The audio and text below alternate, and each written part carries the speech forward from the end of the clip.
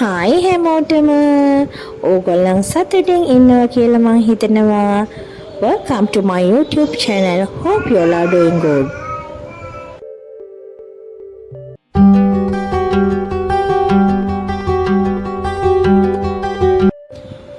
අද මං ඕගොල්ලන්ට ගෙනාවේ අපි හැමෝම ආස කරන කරි රොටි හදන විදිහ.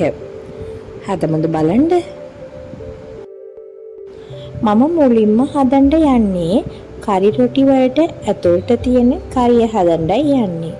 ඒකට අවශ්‍ය වෙන ඔනියන් ටිකක් හොඳට හොදලා කපලා අලා එක හොඳට හොදලා කපලා ඊපස්සේ ලීක්ස් කරපිංචා ඔක්කොම මං ලෑස්ති කරගත්තා කරියට දාන්න ඔක්කොම.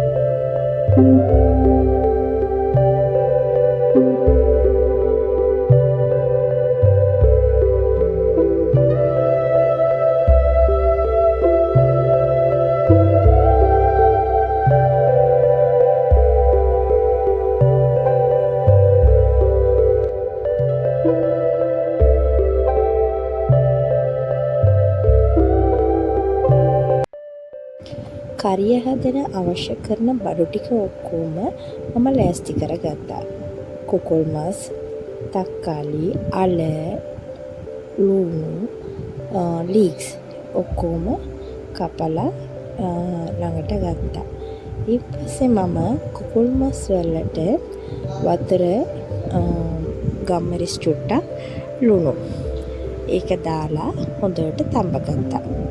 ඒක තඹගත්තේ එක දැන් වෙනත් ප්ලේට් එකට ට්‍රාන්ස්ෆර් කරගන්න ඕනේ.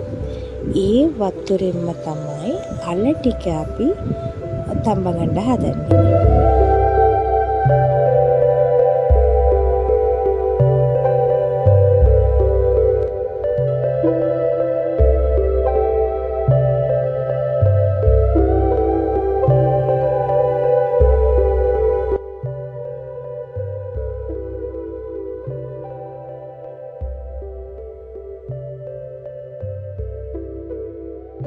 ඇයි දන්නවද කුකුල් මස් තඹපු වතුරෙන් අල ටික තඹන්න කියන්නේ?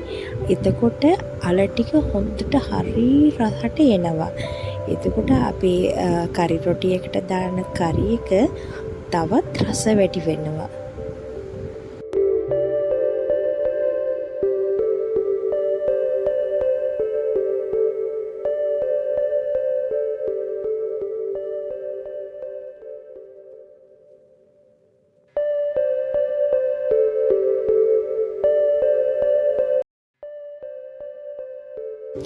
එන්න දැන් අපි කරිය හදන්න යමු. මුලින්ම අපි පෑන් එකක් ලිපේ තියලා ඒකට පොල් තෙල් චුට්ටක් දාන්න ඕනේ. ඒක දාලා ඊන් පස්සේ ස්පයිස් ටික ඔක්කොම දාලා යාන්තම් තෙම්පරාදු කරන්න ඕනේ. ඊන් පස්සේ ඒකට ඔනියන්, කරපිංචා, රම්ප, තක්කාලි ඔක්කොම දාලා යාන්තම් ට්‍රාන්ස්පරන්ට් වෙනකොට අපි බදපු කුකුල් මස් ටික ඔක්කොම දාන්න ඕනේ. ඒකත් දාලා ඊන් පස්සේ අල ටික ඔක්කොම දාන්න ඕනේ. ඒකත් අඹලනේ තියෙන්නේ. ඒකත් දාලා හොඳට කලවම් කරන්න ඕනේ. ඒක හොඳට කලවම් වුණාන් පස්සේ අන්තිමට තමයි අපි ලීක්ස් එක දාන්නේ. ඒකට කලින් අපි ගම්මිරිස් චුට්ටක්, කහ කුඩු චුට්ටක් ඒකත් දාලා අවශ්‍ය නම් ලුණු චුට්ටක් දාන්න ඕනේ. අපි කුකුල් මස් වලට අල ටිකටත් ලුණු දාලායි තියෙන්නේ. ඒ නිසා මේක රසය බලලා ලුණු චුට්ටක් දාන්න ඕනේ.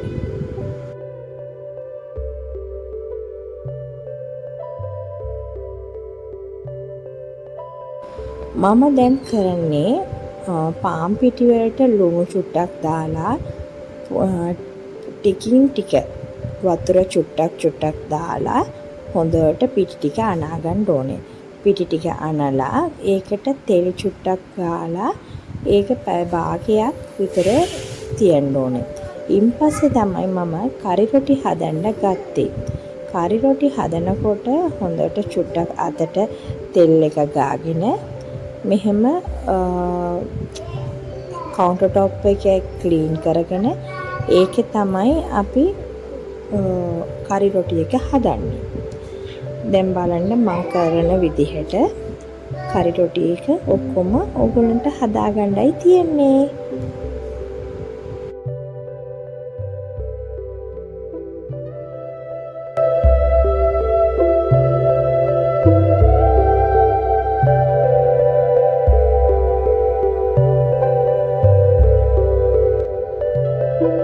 දැන් බලන්න මම රොටි එක මැද්දට කරි ටික තියලා ඒක ලස්සනට මැනගන්න ඕනේ.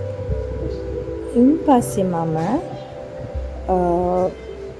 පෑන් එකක් තියලා ඒකට තෙල් චුට්ටක් දාලා ඒක කරි රොටි එක තියලා පැත්තෙන් පැත්ත ඔක්කොම හරි ලස්සනට පුච්ච ගන්න ඕනේ. ඒක බලාගෙන අත පුච්චනවා. ඒ නිසා හිමින් හොඳට අවධානයෙන් කරන්න ඕනේ මේක.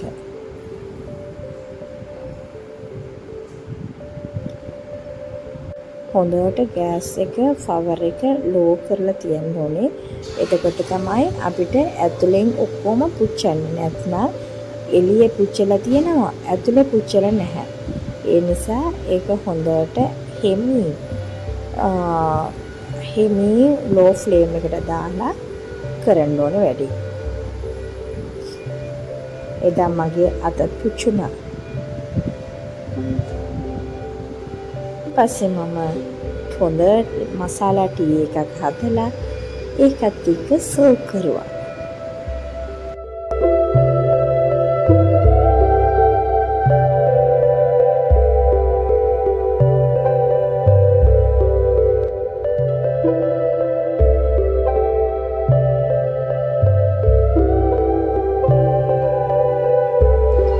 අද නම් මම යන්නයි හදන්නේ.